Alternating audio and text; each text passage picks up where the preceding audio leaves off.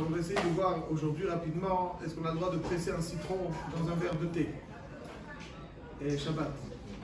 אז la שאלה est d'abord quel issur, quelle melacha serait relative à cette situation. Il y a un issur de dash, il y a av melacha et avot machot, c'est le av melacha de dash. En quoi consiste la av melacha de dash? Dash, c'est extraire le grain de son écorce par le moyen d'une pression.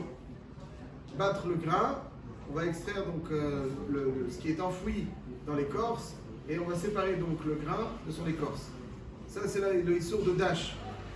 Et Chazal nous enseigne que tout ce qui est relatif à cette situation, c'est-à-dire par exemple traire une vache. Est-ce qu'on a le droit à Shabbat de traire une vache? On n'a pas le droit. Pourquoi on n'a pas le droit? C'est un grand dioun à la Rishonim, parce que c'est aussi le farek qui est au-delà des dash.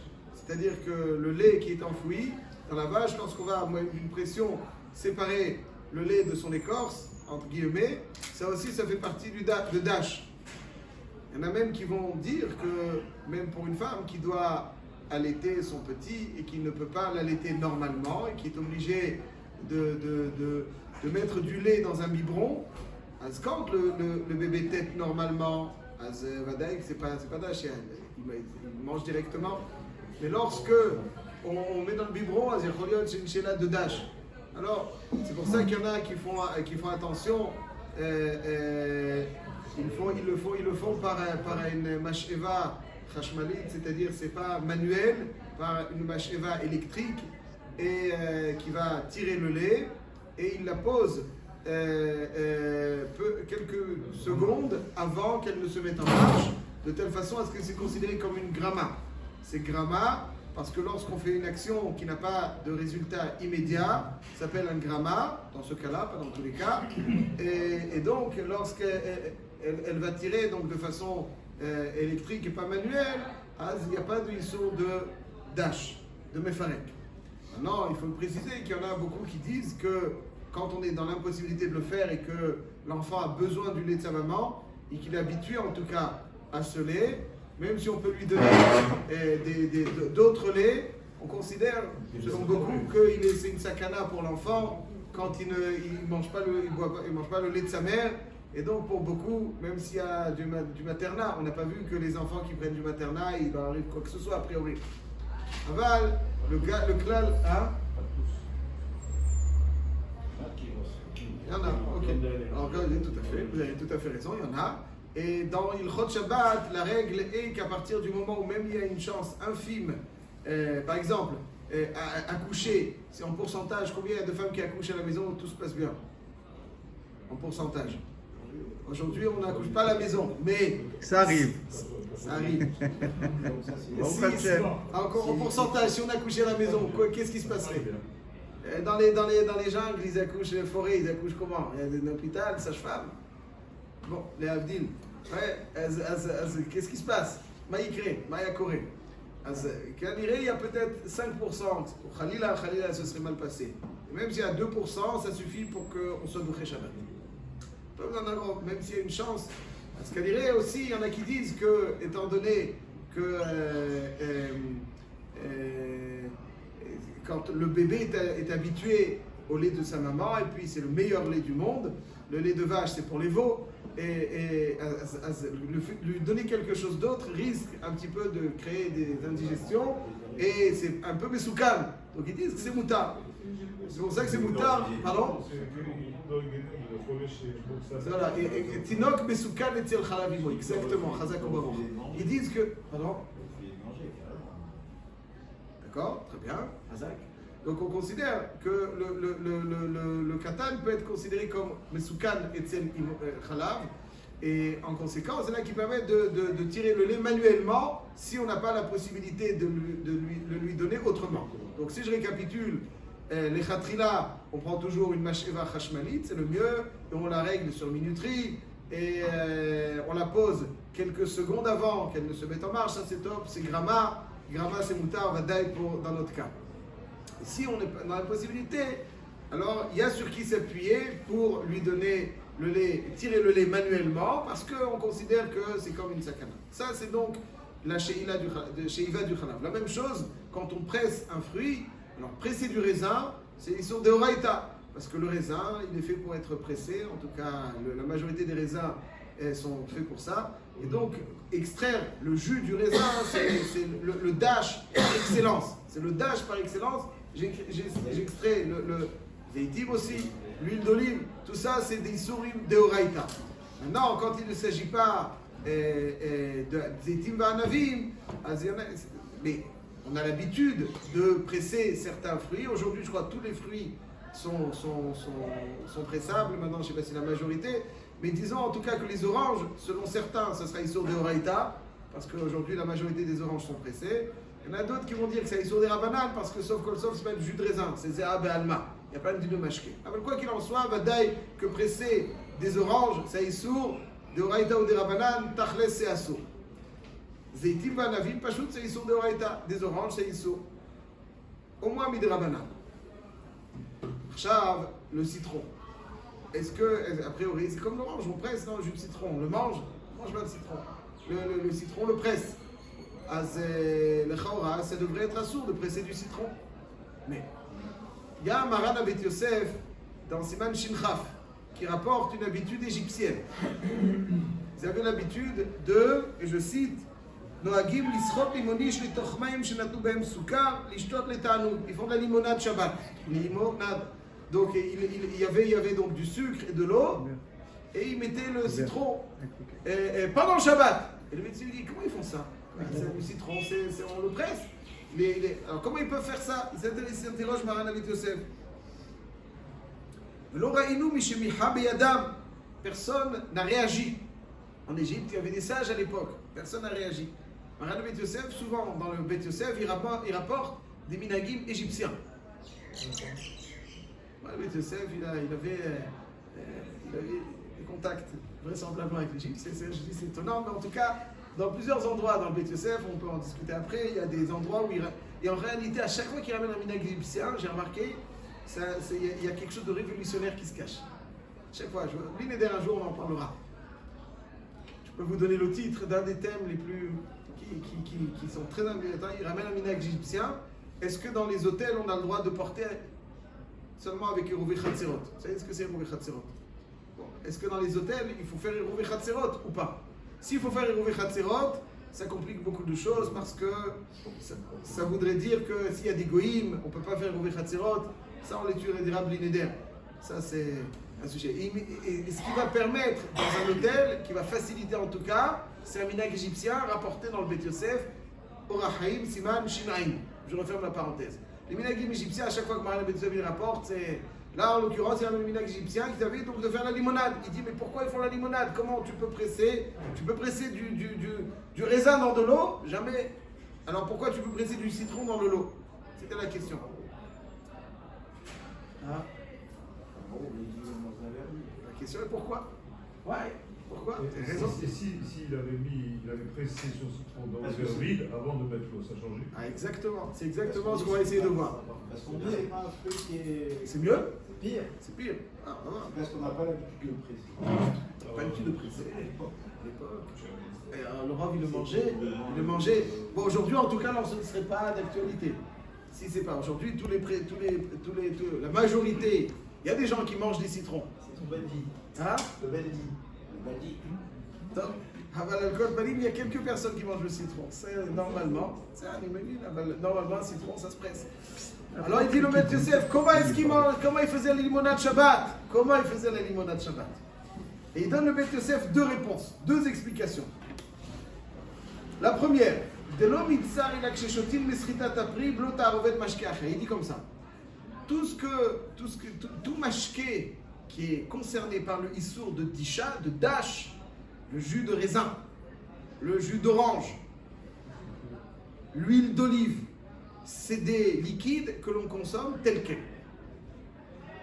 Par exemple, le jus d'orange, c'est un jus d'orange. Tu as besoin de mettre de l'eau? Non.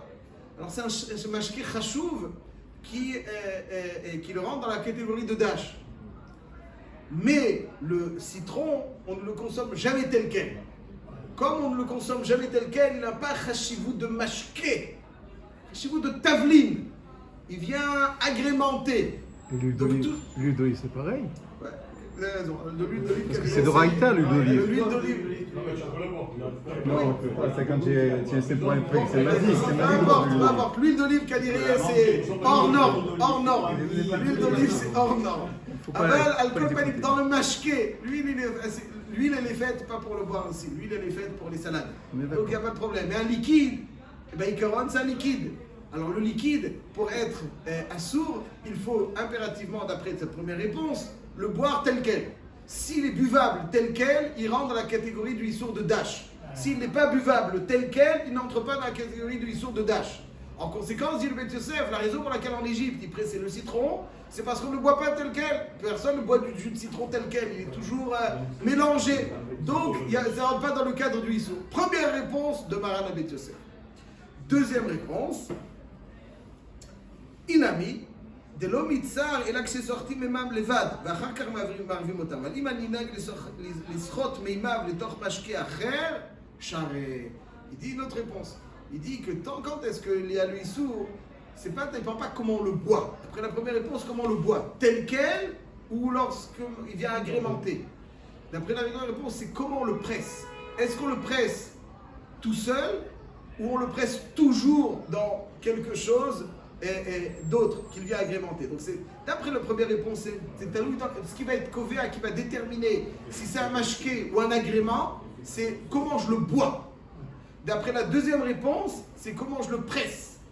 Il dit, à l'époque en Égypte, il n'y avait pas le citron, il était pressé directement dans le verre d'eau et sucre, ou bien dans les salades, il n'était pas pressé à part, tout seul, puisqu'on ne le commercialisait pas, il n'était pas entreposé pour d'autres fins.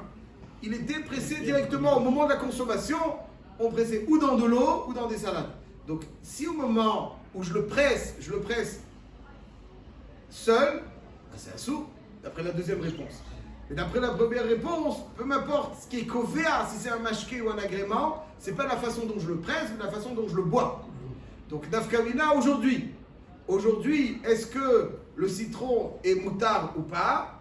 Alors, dans le Shulchan Aruch, Siman Shin Chaf, c'est Vav, il dit, me forage Maran le Shulchan Aruch, moutar lisrot limonish be Shabbat. Point. À la nuit. Le Shulchan Aruch, il dit, on a le droit de presser du citron Shabbat. Les boulettes. Ben voilà, c'est pour ça il a fait ça pour toi, Fazak. Moi c'est sûr, couscous boulette, voilà, ça y est. Tu as compris? Il y a des flèches ici. Je ne connais pas. C'est bon avec. Oui. Tant que c'est pas de l'huile, ça va. Tzian. Mais d'après la deuxième réponse, c'est la première. Eh oui. Exactement, c'est Nafkamina Ledina aujourd'hui. Chazak, c'est deux réponses. Il y a Nafkamina Ledina, tout à fait. Chazak ou Baruch. Excellent. Alors, presser sur des aliments, c'est la daïmouta dans la salade, parce qu'il n'a pas un shem mashké. Quand je presse sur un aliment, alors il a un shem ochel, il vient agrémenter du ochel, il a un shem ochel et c'est moutar. Aval, voilà. Mais quand je presse du jus de raisin dans du mashké, dès que c'est un sou. Le citron, il a cette singularité qu'on ne le boit pas tel quel. Le seul éther, alors d'après la première réponse, comme on ne le boit pas tel quel, du Beth Yosef, quand on ne le boit pas tel quel, alors c'est pas un shem mashké. C'est un shem agrément, c'est moutar. Il n'y a pas l'histoire. Donc aujourd'hui aussi, d'après la première réponse, on pourrait presser d'après. Je pourrais le presser seul et le rajouter là. Voilà, exactement. Ça, c'est d'après la première réponse. Mais d'après la deuxième réponse, c'est pas comme ça. D'après la deuxième réponse, étant donné qu'on le presse seul, et même si on le boit, d'après la deuxième réponse, si j'ai l'habitude de le presser seul, si l'habitude elle est de presser seul, ça c'est un saut. Mais comme j'ai l'habitude de le presser seul, même j'ai pas le droit de le presser aussi dans de l'eau. Parce que si le rove des gens, d'après la deuxième réponse, si le rove des gens le presse dans de l'eau, alors là c'est pas un shem mashké. Mais si le rove des gens le presse, qu'est-ce qui lui compte? La différence qu'il y a entre les deux tiroutsim, c'est qu'est-ce qui donne shem mashké? Est-ce que c'est parce que je le bois seul? Ou est-ce parce que je le presse seul? Une fois qu'il a un shem mashké, je ne peux plus le presser dans du thé. Rav Yosef, il y a doigt, si je ne me trompe pas, et lui, il possède comme la première réponse du Beth Yosef. C'est encore Chidouche, il possède comme la première réponse du Beth Yosef. Et donc, c'est pour ça qu'il dit que tu peux presser le citron dans le thé. Parce que finalement, on ne le boit pas tout seul. Mais du coup, même il est seul, le droit. Oui, oui. Non, ça le presser dans un verre et après. D'après Rav Yosef, il va d'après la première réponse du Beth Yosef. Parce qu'il va jamais Oui, donc, mais il explique ça.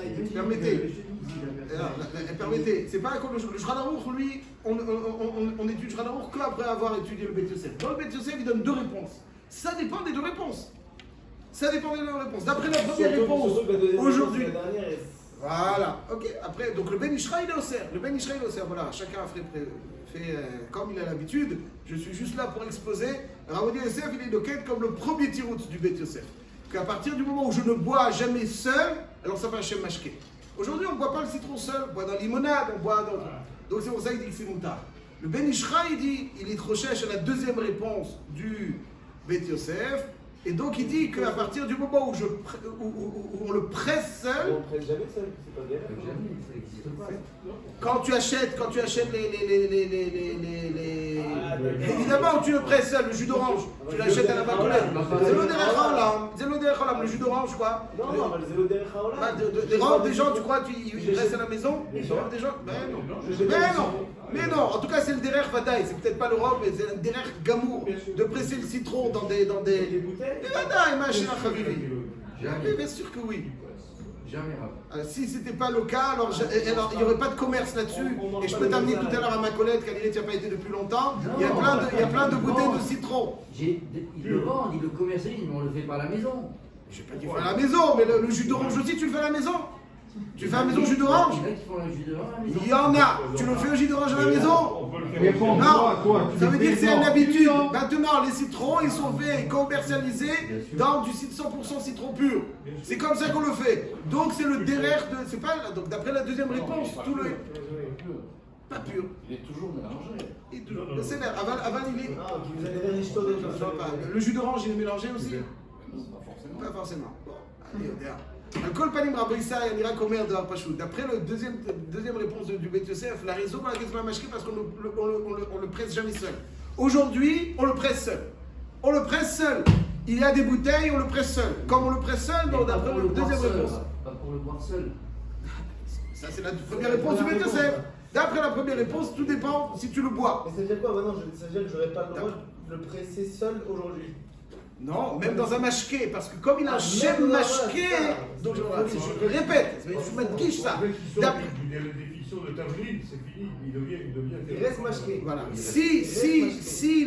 Voilà, exactement. Si le derech il est de il a un shem mashké, et s'il a un shem mashké, même dans de l'eau, j'ai pas le droit. Donc ça dépendra. Donc voilà, le Rav Yosef, il possède comme le premier tirout du Beth Yosef, le Ben Ishra comme le deuxième, il y a encore des svarot, on ne peut pas maintenant être marir, des svarot des trosser, mais en tout cas, voilà, chacun. Hachéla, alors comment en Égypte ils faisaient? En Égypte, ils avaient l'habitude, c'est pas commercialisé, c'est pour ça que j'ai dit. À l'époque. Toujours, ils livraient dans la salade, dans l'eau, etc. Donc jamais le mashké en général, il n'était pas seul. Alors ok, donc c'est étalé dans l'époque dans laquelle on le pays dans lequel on le si les oranges, aujourd'hui, tout le monde les mange. Tout le monde, on ne fait plus de jus d'orange. Lou Yetsuya, ça existera. Mais si ça existe, Asvadaï, Pashut ou Barou, que ce sera moutard de presser l'orange, parce que c'est pas le derrière. C'est pas le derrière. Quelque chose qui n'est pas le derrière, personne ne le fait. Aujourd'hui, tous les jus sont du jus de concombre. Le jus de tomate, il n'y a que dans la viande. Mais le jus de concombre. Le jus de concombre, c'est moutard. Tu veux presser le jus de concombre. C'est moutard. Presse le jus de concombre. Il n'y a pas un shem mashké. Pas un shem mashké, le jus de concombre. Donc, si l'orange il revient comme le concombre, ce sera moutard. Mais le limon, Vadaï, il n'est pas comme ça. Donc, mais il est, d'après la première réponse, comme c'est pas un mashké qu'on boit tout seul, c'est moutard. D'après la deuxième réponse, même si c'est pas un mashké qu'on boit tout seul, étant donné qu'on le presse tout seul, c'est le derrière de le presser tout seul. Même dans de l'eau, il a. Alors, même dans de l'eau, chez mashké, mais il a même dans de l'eau, il est assourd, le Ben Ishra, il est chochesh, donc au deuxième tirout. Il y a encore d'autres svarot. En tout cas, voilà, il y a une grande svara aujourd'hui de dire que ça, la médecine a changé.